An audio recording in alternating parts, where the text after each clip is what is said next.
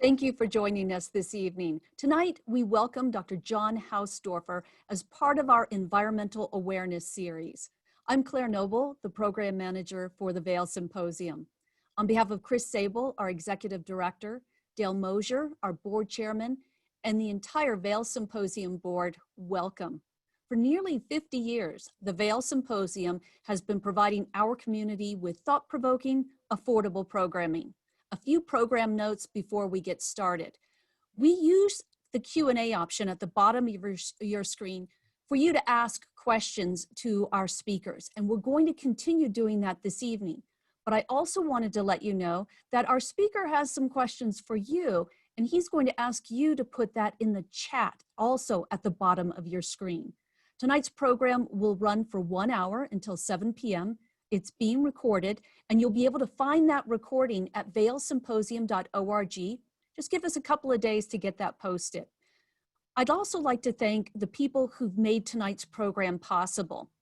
Our sponsors are the Town of Vail, Vail Resorts Epic Promise, the Antlers at Vail, and the Vail Daily. And our virtual programs are sponsored by Alpine Bank. Underwriting our summer season are Cindy Ingalls and Leela and Walt Mischer. And underwriting the Environmental Awareness series are Holly and Buck Elliott.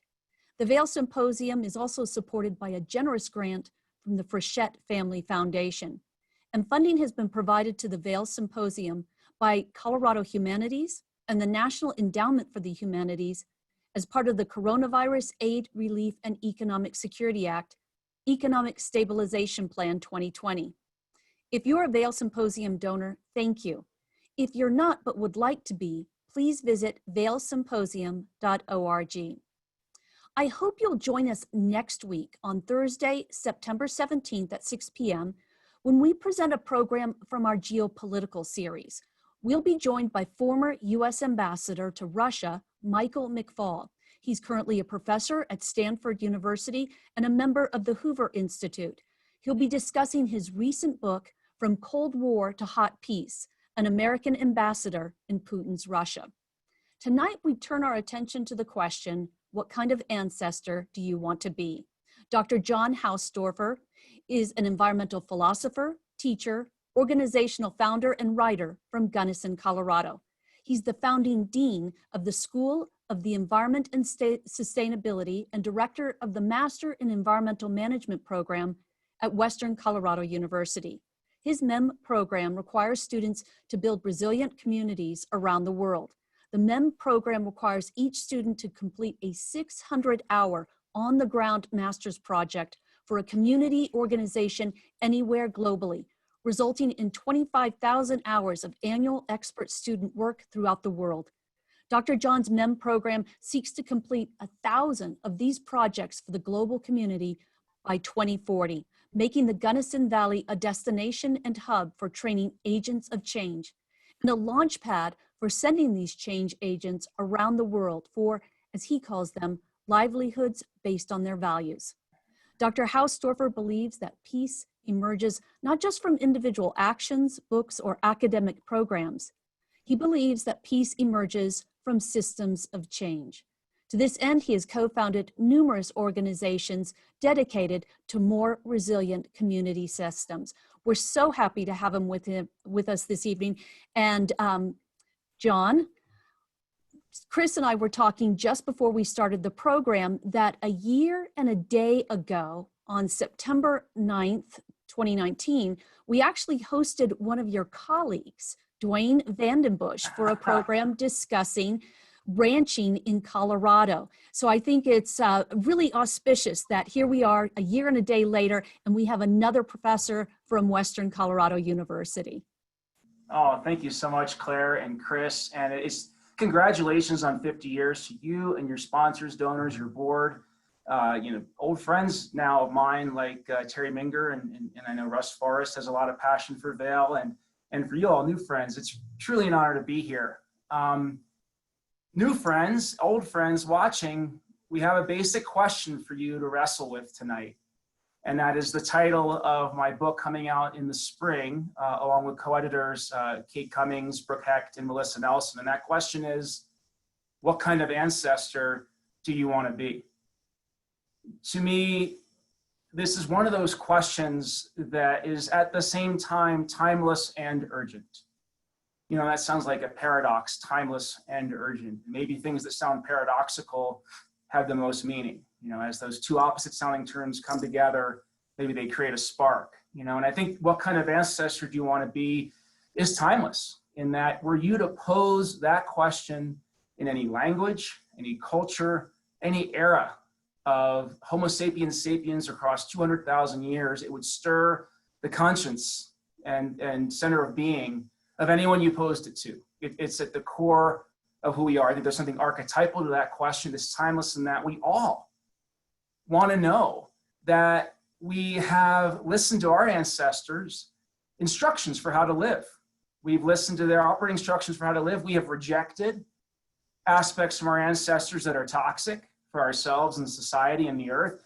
And we have adopted, re-enlivened, reinvented those values that build resilience for ourselves, our society, and the earth. What kind of ancestor do you want to be? Extends us very far into the past and empowers us with the capacity to realize that our choices have the same power in the now as our ancestors had then. It puts us with their level of influence in the now. You think about how chaos theory talks about, you know, one flap of a butterfly's wings can cause a hurricane far away. I believe each action has the same level of moral power, of social power, of cultural and ecological power. And so this question of what kind of ancestor you want to be is indeed timeless into the past and into the future, but it's also urgent. I don't need the list of the cacophonous list of things that are really challenging in our world right now, but I'll list a few, right? We know that we've now in the US lost over 190,000 people to COVID unnecessarily, many of them. We know that we've seen a reemergence of violent white supremacy and fascist leadership that encourages that. We know we're seeing, what was it, the hottest day on record, and then a cold 8 inches in Gunnison here within about 24 hours, while San Francisco's orange, while CNN is tracking 7 hurricanes, right? These are not easy times, these are urgent times. But in that urgency, I think it's important to give ourselves permission to pause. Yes, wherever side of the political spectrum you're on as you listen, and you may not agree with me on a lot of things I say tonight, and that's welcome, by the way. But whatever side of the political spectrum you're on, yes, there's a vital election coming up in November, but this, and that's the urgency, but this question, I think, also allows us to pause and think on a larger scale of time, right? And even though for those of you concerned about the climate crisis are thinking a lot about 50% reductions by 2030, 100% reductions by 2050, or if you're Vail, it's 100% by 2030, which I love. Even that time frame is a time scope that limits our imagination, limits our moral imagination, that limits our vision for society. And so tonight I want to give all of us permission to think on a longer scale of time. What kind of ancestor do you want to be? I want to give you a bit of a sneak preview into the book. Again, it's co-edited with some dear friends and colleagues from the Center for Humans and Nature. I may be showing a clip of a video I did with them here tonight. Humansandnature.org is their website. They do incredible work if you enjoy this kind of conversation. And in the Ancestor book, actually I want to share with you the opening of my essay, my contribution to a book that actually includes 48 authors from at least 15 different cultures, all wrestling with the same question. And so here's how I open my essay, if you'll indulge me. When I first studied climate disruption in the early 1990s, the data led my imagination to grieve for my unborn grandchildren and for their children. Projected maps of ice cap recessions, species extinction, sea level rises, and human displacement stretched my moral compass to fear for the peoples, beings, and systems of 2050 and beyond. For whatever reason, I never fully imagined myself living with these consequences during my prime. Those grave dangers seemed away in space and time, just like my food came away or like my trash went away.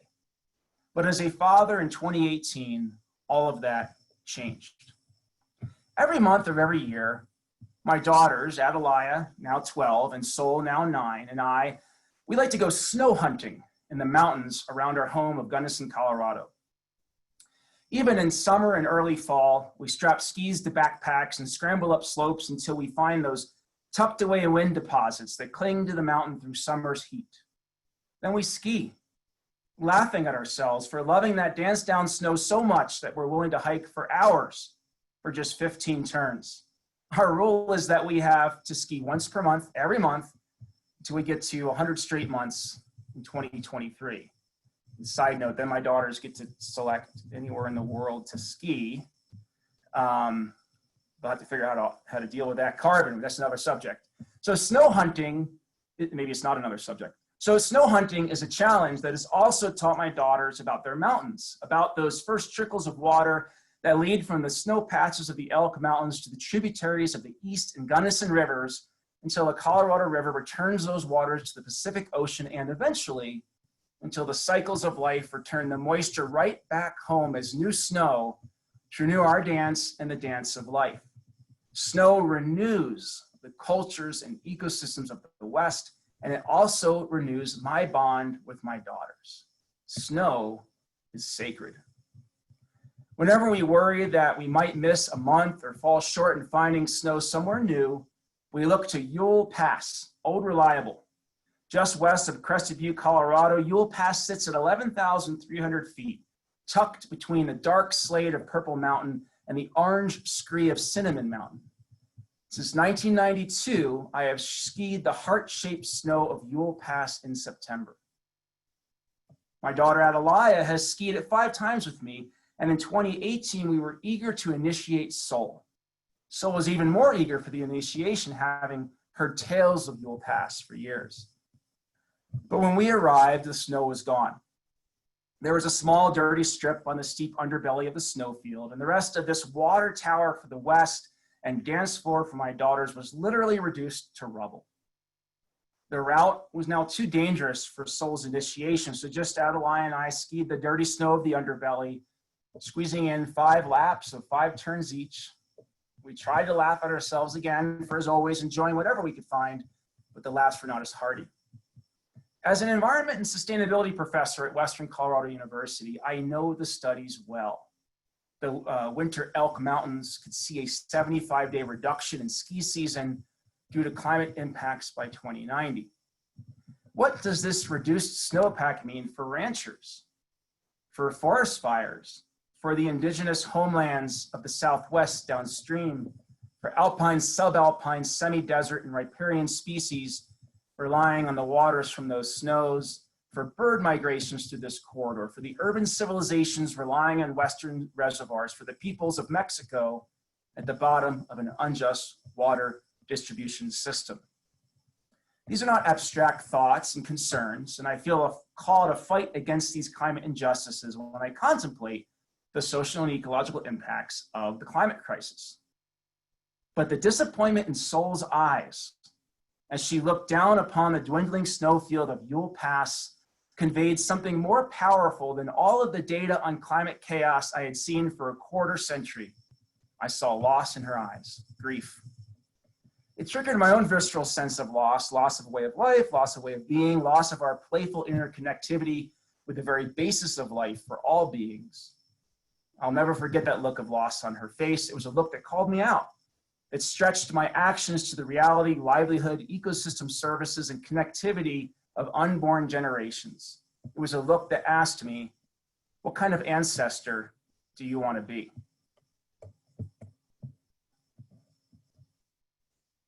And so, I just wanted to not just pose the question, but give you some context around, on a very personal level, blended with on an academic level, why that question matters to me.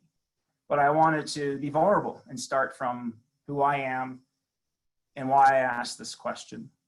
And what I'd like to ask from you is in the chat, and you could take a minute to think through this. I would like you to rephrase the question. I would like you to give me a sense of, what do you hear? What do you feel like you're being asked?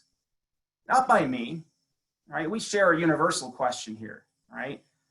What do you feel like that universal question is asking you when you hear, what kind of ancestor do you want to be?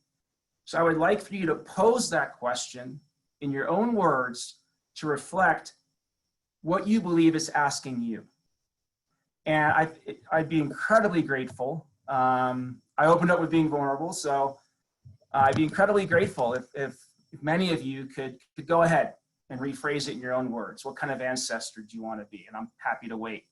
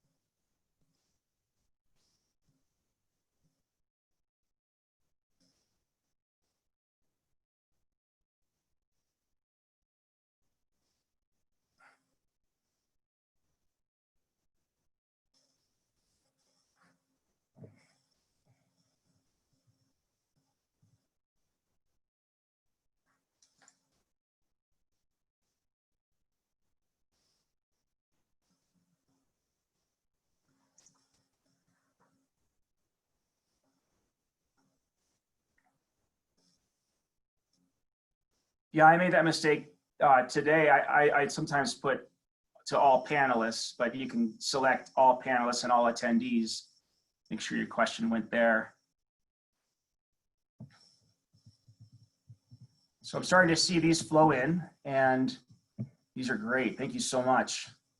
What kind of wisdom and future you want to give to those who come after you? What can you do to put some good into the world? What have I done to make the world a better place for future generations? What am I doing to leave the world better than I found it in many ways? Environment, social justice, etc. What kind of world do you want to leave for your great grandkids? How many people have I helped? And then how many people have they helped, and how many people have they helped? That's a hard one to quantify. What kind of world do you want to leave for your great grandkids? What did you do to your children? James, you might want to rewrite that. I lost your sentence halfway. What impact will you have on the world for generations to come for the important issues of future generations, such as climate change, democracy, and other issues? And that one's really challenging. How do you leave in place a kind of adaptability, because you can't predict the issues, right? I would like to know that my ancestors knew that I saw the problems and I did something about them. Yeah, that reminds me of those old World War II posters of the kid talking to his grandfather. What'd you do in the war? And that was a propaganda piece, right, to enlist people. But this question here is even deeper and broader. As serious as those posters were in taking on global fascism and things like that, this is really serious stuff in here. What choices and actions will you make that will impact the earth? What are you doing to inspire others to work? Yeah, it's not just on you. I like that. What's your work in the world without limits in time? Yeah, I mean, who knows the boundaries of your place in an age of globalization, right? And therefore, who knows the boundaries of time in terms of your influence? What changes can I make in my daily living to protect the environment? Bringing this to the daily, making it less abstract. What action can I take to improve the future action-oriented? Yeah, it is hard to answer on the spur of the moment. Yeah, I agree. The climate crisis, what can we as Americans in 2021 do to avoid the fatalistic possible outcomes? And I would add, Lauren, to adapt to the ones that are happening around us, and especially empower those who are disproportionately impacted by those. What are my options as an everyday citizen to be part of the solution and not just always part of the problem? And, right, and it's hard to know to me, in an age of globalization, you don't always see the consequences of your comforts because you don't know the labor and environmental conditions, at least I don't, right, of every one click I make when I buy something on Amazon or I buy something from the store. And so it's hard to even know the extent to which I'm part of a solution, because it's hard to see anymore that impact for measuring that. What are my options as an everyday citizen to be part of the solution, not just part of part? I made a decision 50 years ago not to have children because I believe and still believe that overpopulated and we need negative population growth. Is therefore my additional question is how I leave my footprint. And Judy, I want to thank you for that, because in my view, this is not this is a question just as relevant to someone who hasn't had kids, because everyone's equally part, like that butterfly wing analogy. Everyone's equally part of systems that will shape and define and challenge and inspire future generations. And so that footprint, right, which you made a hard choice to reduce, an important choice to reduce, which I admire, very much positively affects. My kids are watching. We'll talk about that later. Kids, what do you want to secure for your kids? There we go. So that they get to do what you didn't see, what you saw, see the things that you saw. Oh, that's cool, James. Would you mind just adding a little there so I don't misinterpret it or put words in your mouth? What do you want to secure for your kids so they get to do what you didn't?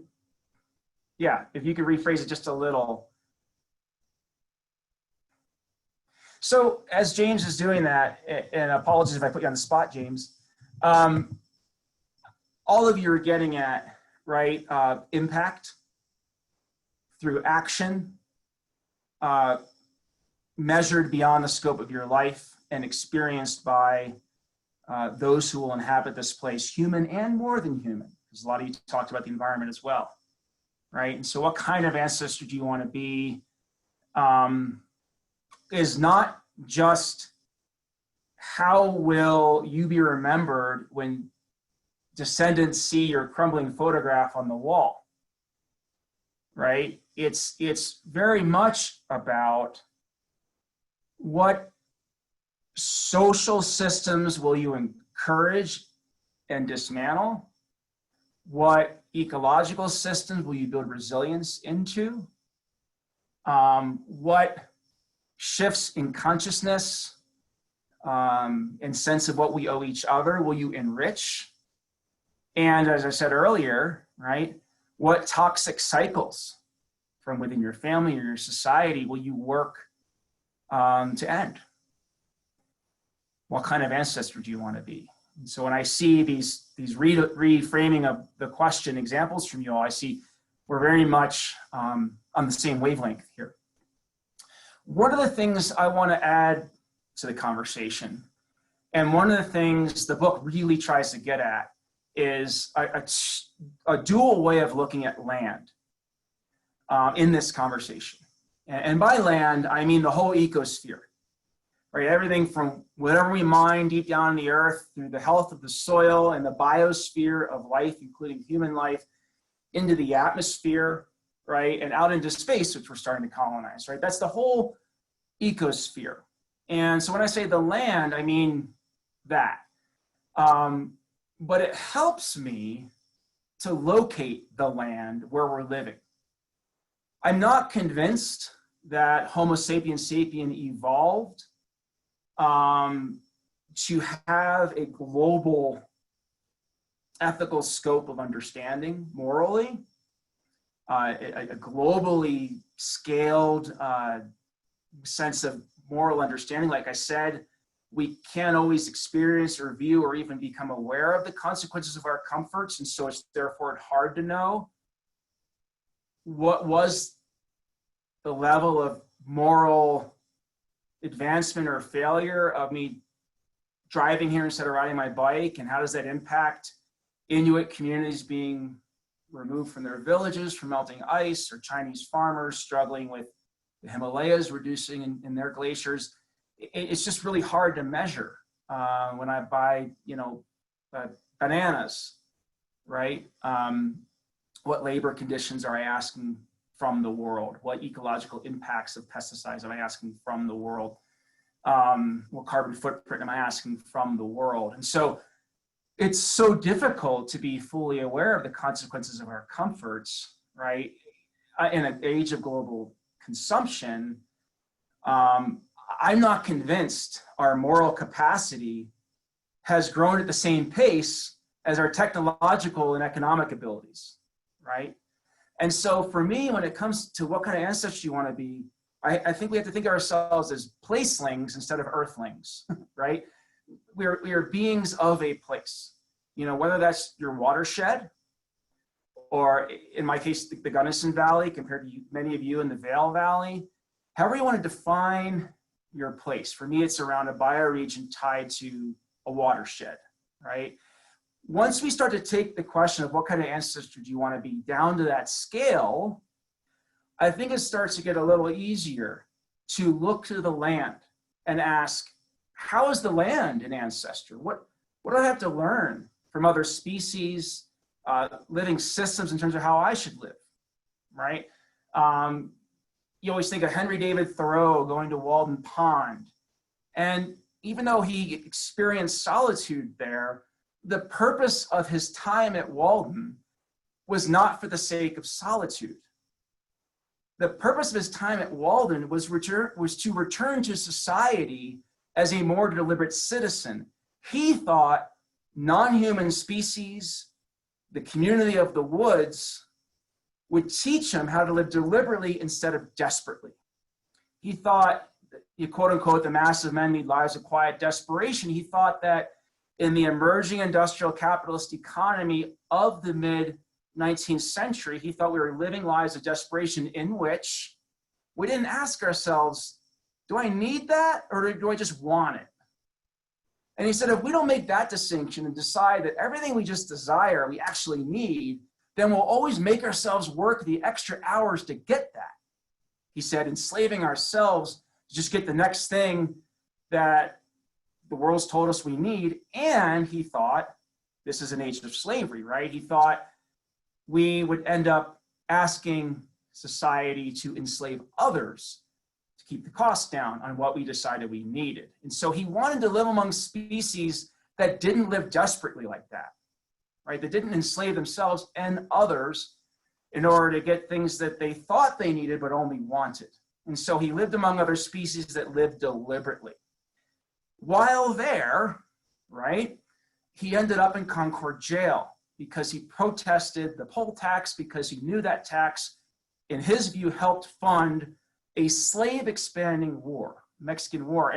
And for him to have his taxes fund a war that would make him a participant in both war and slavery would be a desperate choice. And he had learned from the woods how to live deliberately. And so the deliberate choice, the only free space for a man in the slave society, was the jail.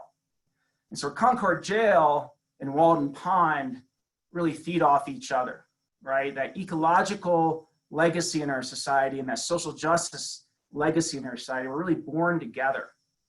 And so for me, when I ask, what kind of ancestor do I want to be? One, and then I zoom in as a placeling to the Gunnison Valley, then I apply Thoreau's question, what can the land teach me? So look at each choice and ask myself, do I really want this? Do I actually need it? What do I need to ask from the world and myself in order to get that? And do I intentionally want that for myself and the world? In other ways, am I deliberately contemplating my values? Am I deliberately contemplating my actions to make sure my actions enliven and express my values, right? Rather than my actions alienating me from my values, contradicting my values. I'm not saying I've gotten that right. I'm just saying I'm inspired by people like John Wesley Powell to locate this question in place, and by people like Thoreau to learn from the place in terms of how do ecosystems live, so how should I live? One example would be, I live in a desert environment, right? Gunnison's high desert. And so, I can learn from ways in which more than human species and systems adapt to low water. And so when it comes to, say, my yard, we have converted the grass to xeriscape. In other words, we have adapted ourselves to the reality of the place. You know, and yeah, it requires more weeding and things like that, but it also connects me with the place. It also connects me with my choice to adapt and become of the place rather than dominate the place. And that means more birds show up, more butterflies show up, more pollinators show up. There's more biodiversity around me. My kid has a bit of wildness right in their, my kids have a bit of wildness right in their backyard. That's one thing high semi-Rocky Mountain Desert has taught me, right? Adapt to the limits of the place. And that in turn has enlivened not only a deeper sense of place, but a deeper connection with wildness that fuels me. That makes me more energized and more deliberate and more creative, right? When we adapt the place to us, right? Water, water, water, water. So it looks like the New Jersey grasses I moved from in 1992 and that I miss sometimes, right? When I adapt the place to me, that's a continuation of the frontier idea. It's a continuation of colonialism, imperialism, that led to, you know, the ability of Anglo settler colonials to be here. And to be a good ancestor, I want to end that cycle of settler colonial domination of place, forcing peoples and systems to adapt to our vision. I want to learn how to be a better, humble citizen that adapts to the values of the people of a place, and that adapts and learns from and is enlivened by ecological systems of a place. So already for me, I'm offering you, you know, two ways in which I try to focus that ancestor question, right? Placeling, not earthling, and then what can the land teach me? Let me share with you a quick video, and I would like for you to watch, the first 3 minutes of this. I'm gonna put the link to the video in the chat. And because sometimes I've had Zoom video get weird, I would like for you to go ahead and copy that out of the chat. You're already muted. Go ahead and paste it and watch that video on your own. And when it gets to 3 minutes, turn off the video and come back. And I want you to think about that idea of placeling as the beginning of getting instructions for how to be a good ancestor, and then learning your best practices for life from the land. And it features a man named Devon Pena. He lives in San Luis, Colorado, and he's done some really inspiring work through the Aseke Institute to protect the Hispanos way of life of San Luis. So here's the YouTube link. Go ahead and watch the first 3 minutes, turn it off, come back. Thanks.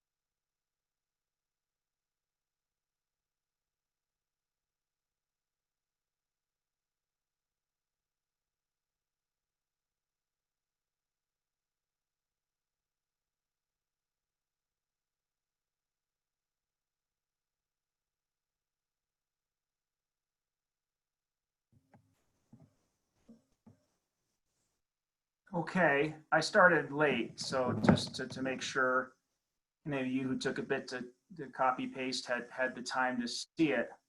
And Pena got pretty deep at the end there. Wildness is the dissolution of the boundaries of the self, right? And that's at the essence of the ancestor question, right? Of it not just being about what you owe yourself in the now, your family in the now, your community in the now, the more than human community in the now, including humanity itself across all cultures, but then you extend that dissolving the boundaries of the self across time.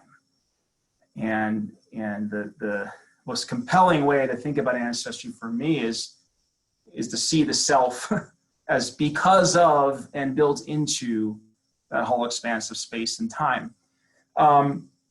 Making it more concrete, Pena is really talking there about that Zaseki, as those ditches you saw. They start on Culebra Peak. Those of you who like to climb 14ers, at Culebra Peak's the one you've got to pay for. It's down near the New Mexico border, and the snow melt from Culebra Peak through that forest down into the ditch network is actually run democratically. There's a ditch boss who's elected. They actually have a plaque of who's been ditch bosses historically, and some of the ones elected are women predating suffrage. So San Luis, Colorado may be one of the early examples of women voting and being on a whole political office.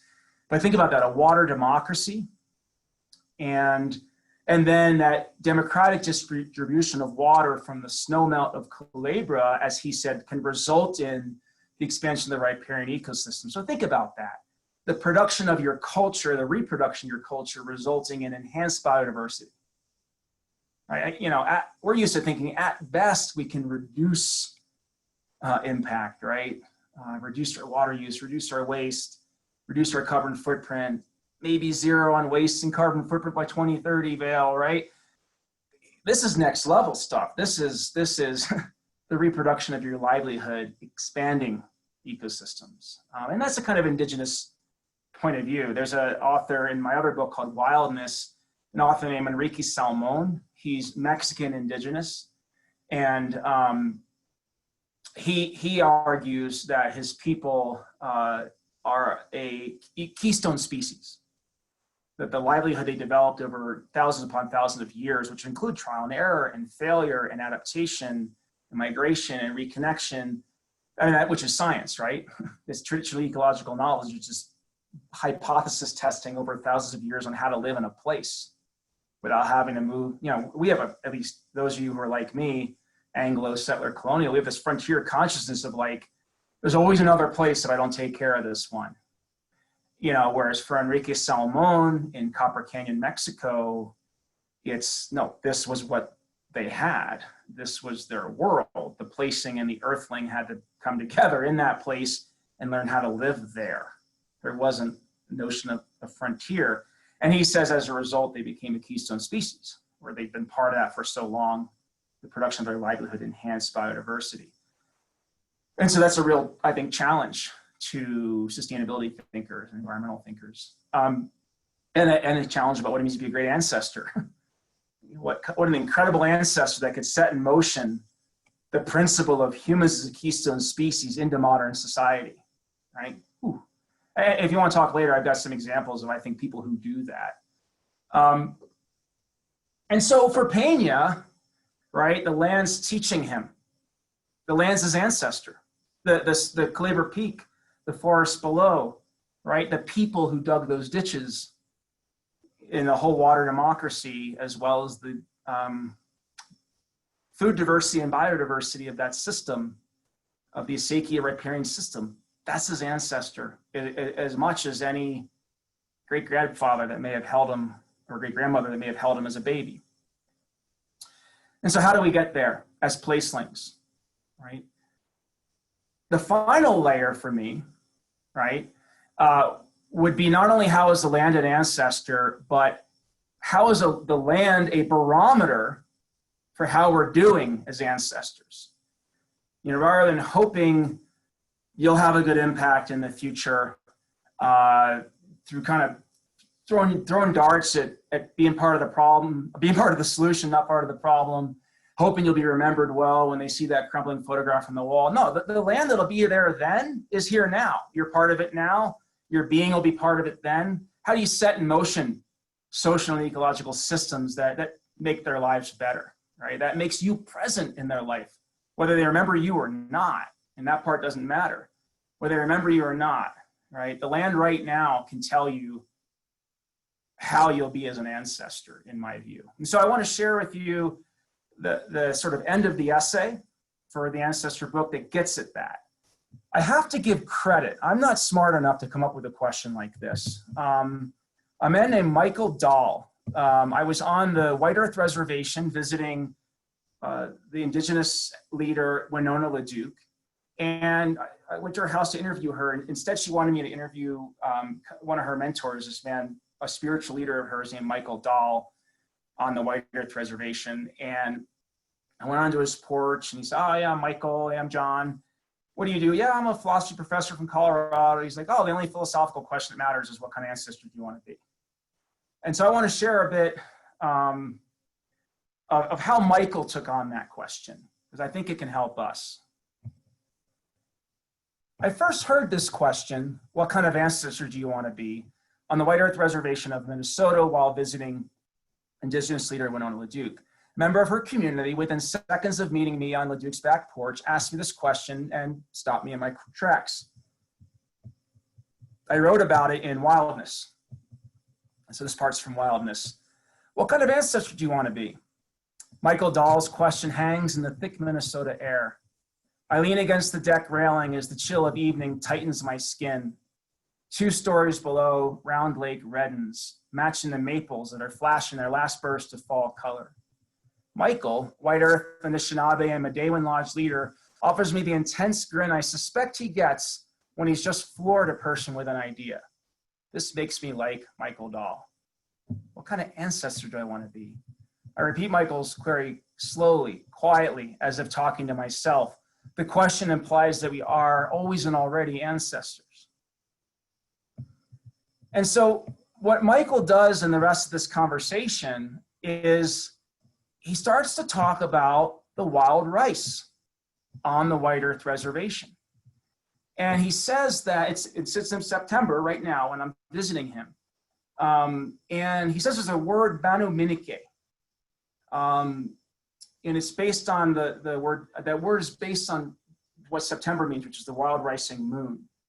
And he says when he hears that word, there's so much embedded in it, right? He can smell and taste. He can smell the rice cooking. He can taste it. He can hear the paddle of the canoe hitting the aluminum of the canoe. You can hear the trickles of water. You can hear the sound of the canoe cutting through the rice beds, what his friends are saying to him. You can feel the tobacco in his hand as he makes an offering to the lake, just in one word, Manu Minike. And for him, he says, what kind of ancestor do I want to be? Well, that's measured by whether or not my kid, my kid's kid, etc., can continue to hear, smell, taste, eat in that way. And Michael's Anishinaabe, and he said, I'm not Anishinaabe without wild rice in my stomach during the wild rising moon in September. You know, and for him, as acid rain threatens the water quality necessary for wild rice beds, as climate change affects the window necessary for germination, as companies privatizing and figuring out how to grow wild rice not in the way that those lakes offer can allow them to outcompete the tribe economically. All of these forces are threatening whether or not Michael's kid will have wild rice in their stomach during the wild rising moon in September. And so for him, those rice beds and the local and global conditions necessary for them to be there are his barometer for what kind of ancestor he is. And so that really got me thinking, what is my rice? You know, and I have to be careful about this, you know, as a white man, I can't just like be like, oh, that's a cool question from a week at a reservation community. That's now my question. Like, I can't claim to be indigenous. I'm a transient descendant of transient people. But respecting all of that, of course, I still think I have the freedom to ask the question, what is my rice? Meaning, right, that rice is the basis of his diet, his economy, their creation story is tied to his people finding the rice, his parenting vision, his environmental connection. What is that which connects me with all of those layers, with what I've learned from those who came before me and what I'm going to pass on to those after me? What's so localized in this place on the level of rice, right? That I can have a kind of barometer like he did for what kind of ancestor I want to be. And so in the chat, and I see James came back, and I want to read that when we get a chance, but in the chat, just take a minute, like, what is your rice? I know I'm hitting you on the spot again, but remember, what I mean by that is, what's a being or a system or a community or an object or a process? Student of mine once said fossil fuels and actually had an interesting explanation. What for you connects, the innovations of ancestors with the love of your grandkids, with your diet, your economy, your sense of the cosmos, your connection to where you are, and desire to fight for it? What's your rice? And there's no answer key here, so let's just be a little bit playful. What is your rice?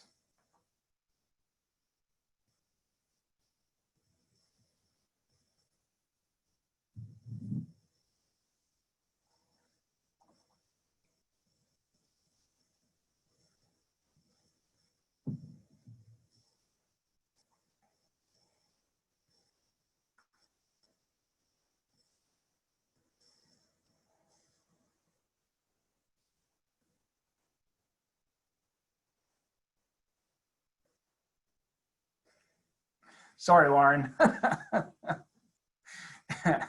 It's just planting the seed. Remember, it took me years to even try and answer after Michael's back deck, but my student came up with fossil fuels in less than a minute and had a pretty good explanation. So maybe you can play a little word association. What is your rice? Trust your gut. Lungs. Wow.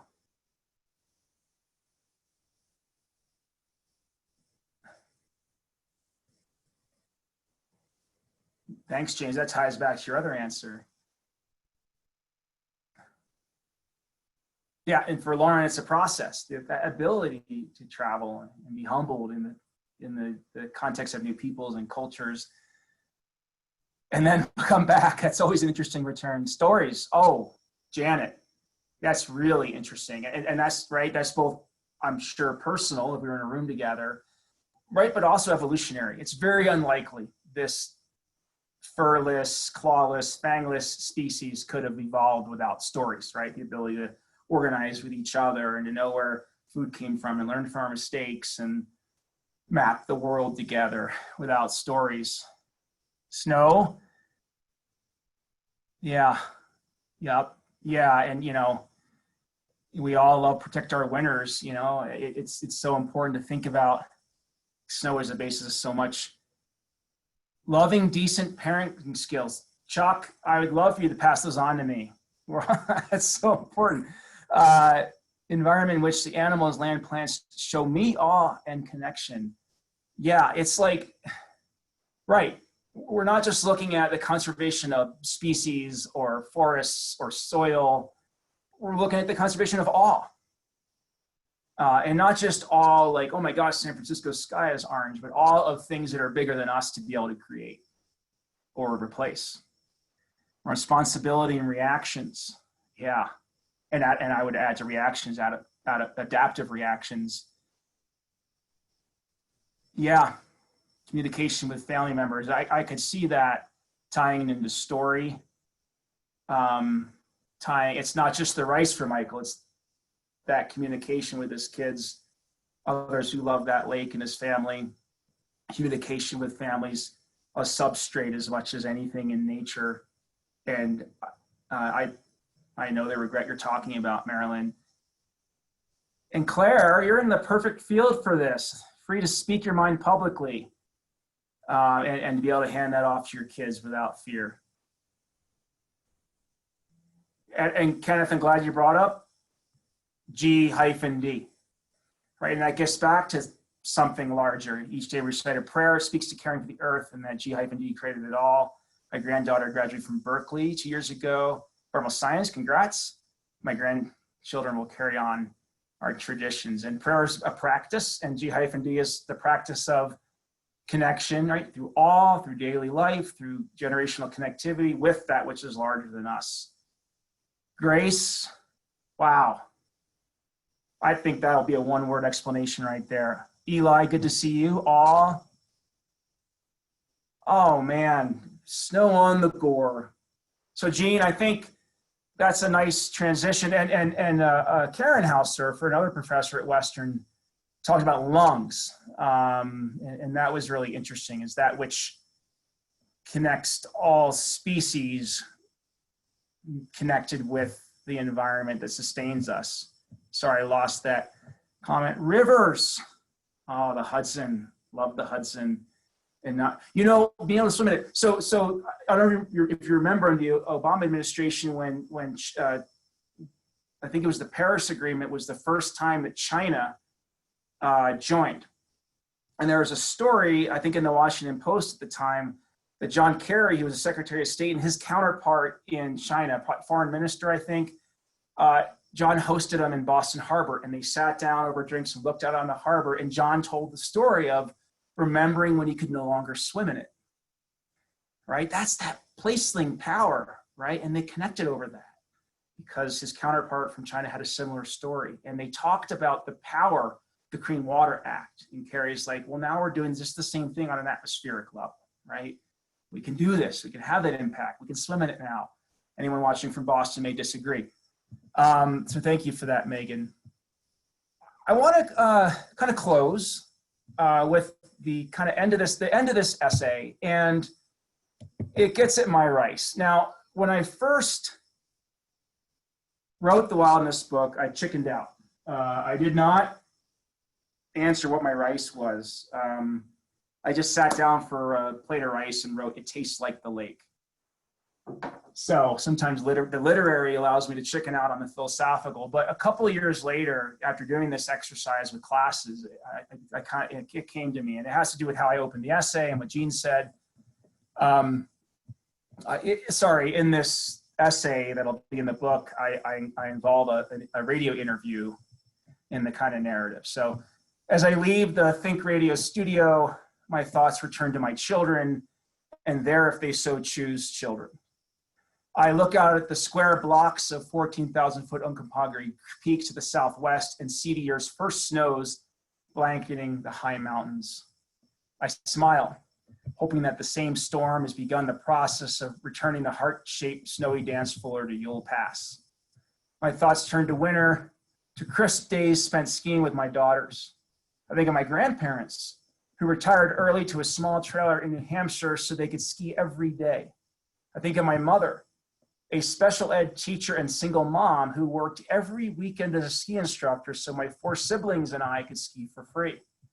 I think of my formative journey to Colorado 25 years ago in search of deeper snow. I think of skiing with my family every winter solstice to our 10-by-12 cabin, passing on to my daughters the art of the perfect carve through fresh snow. I think of their great-grandchildren and wonder if there will be a 7th generation of ski bums in my family. I know my rice, it is snowpack. And if that snowpack declines, if my generation does not act radically to mitigate the climate crisis, I worry that I will fail as an ancestor. Yet regardless of the dire potential outcome of our apathy, acting now as if I am already a good ancestor, connecting my daughters with the power of snow while showing my students options for confronting climate change enlivens a more resilient future for my descendants. Maybe they'll even ski in the summer. Thanks for your time tonight. I really appreciate it.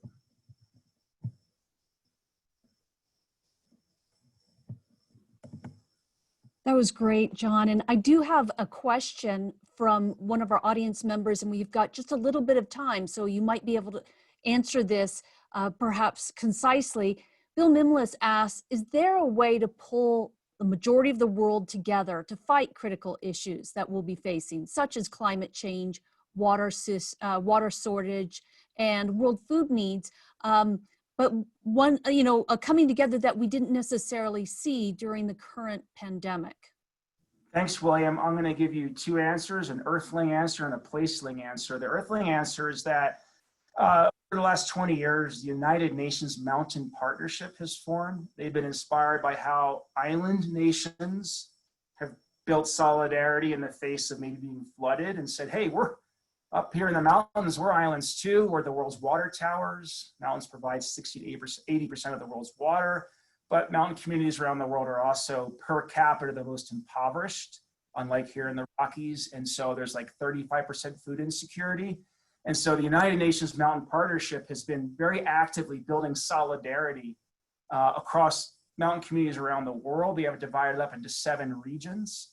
And so at the School of Environment and Sustainability, Aspen International Mountain Foundation and Telluride Institute have formed the Mountain Resilience Coalition to oversee the North America, Central America, Caribbean region that requires all hands on deck. So anything you're involved in as a citizen or a member of an NGO or whatever, let me know if you want to be a member of that mountain partnership. And that's the placeling answer, is that, we're seeing more and more mountain communities taking the lead on climate action, right? Eagle County came out with a very cutting edge climate action and resilience plan. Obviously, Vail Resort's vision. We've seen similar things from Aspen. Park City's really exciting. And so I think we have the ability at the water towers of the world, in the regions that have always been the places of vision for humanity, the mountains, seeing vision, we can show the world from some of the harshest environments how to live. And so if you want to connect more around that, we can send master's projects into mountain communities to help get things done. So you have an anonymous attendee who could not see the video. My apologies. Just go to humansandnature.org/wildness, and there's a bunch of those videos made by Jack Lucido from Western. I also write up the key takeaways from the programs, and in that I'll include the link. So if you want to come back to vailsymposium.org, just give us a couple of days to get that posted. So your book, What Kind of Ancestor Do You Want to Be, will be coming out in the spring. And you'll also have a book coming out on kinship that will be released on Earth Day. Yeah, the kinship series, it'll be 5 books released 2 months apart. Gavin Van Horn from the Center for Humans and Nature and Robin Kimmerer, those of you might know, Braden Sweetgrass, and I have gathered another, 40-something authors to wrestle with this idea of what's the science and what are different cultures, spiritual traditions telling us about our kinship with the more than human world. We know from that book, The Over Story, Richard Powers, that we share 5% of DNA with trees, and Douglas fir are all connected by mycelial networks underneath the soil. And it's like, talk about kinship. Meanwhile, Toledo voted to give Lake Erie personhood. So Lake Erie can sue a company. That's kinship, right? And so the book's kind of about that. Dr. Hausdoerffer, thank you so much. And thank all of you, the folks who joined us from home. We really appreciate that. We hope you'll join us again next week on Thursday, September 17th, when we welcome former Ambassador Michael McFall. Thanks, everybody, and hope you'll join us next week. Good night. Thank you all. It's a great honor.